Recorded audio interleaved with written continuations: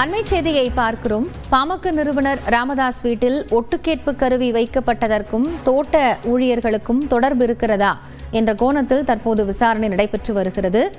இதுகுறித்த கூடுதல் விவரங்களோடு செய்தியாளர் கோகுல் இணைந்திருக்கிறார். அவரிடம் பேசலாம். கோகுல், இப்போ தோட்ட ஊழியர்களுக்கு தொடர்பு இருப்பதான கோணத்தில் விசாரணை நடைபெறுகிறது. இதனுடைய விவரம் என்ன?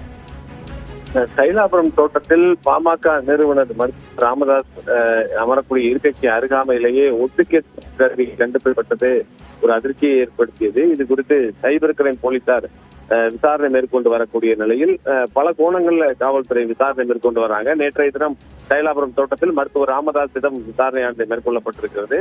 அது மட்டுமல்லாமல் தோட்ட ஊழியர்களுக்கு தோட்டத்தில் பணிபுரியக்கூடிய ஊழியர்கள் மூலம் இந்த ஒட்டுக்கேட்பு கருவி வைக்கப்பட்டதா என்றும் ஏறக்குறைய 40 நாட்களுக்கு மேல் இந்த ஒட்டுக்கேட்பு கருவி அங்கு இருந்ததாக சொல்லப்படுகிறது.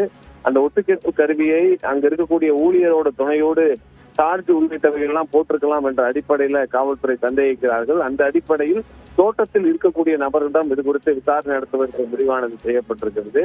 தொடர்ந்து மருத்துவர் ராமதாசும் நேற்றைய தினம் இந்த விசாரணை பல்வேறு கருத்துக்களை தெரிவித்திருப்பதாகவும் அந்த அடிப்படையிலும் அடுத்த கட்ட விசாரணை நடத்தப்படும் என்ற தகவலும் தெரிவிக்கப்பட்டிருக்கிறது. தொடர்ந்து ஏற்கனவே தனிப்படை போலீசார் அமைக்கப்பட்டிருக்கக்கூடிய நிலையில தைலாபுரம் தோட்டத்தில் பணிபுரியக்கூடிய ஊழியர்கள் மீது இருக்கக்கூடிய சந்தேகத்தின் அடிப்படையில் அவர்களை தனித்தனியாக விசாரணை நடத்துவதற்கு காவல்துறை முடிவு பண்ணியிருக்காங்க.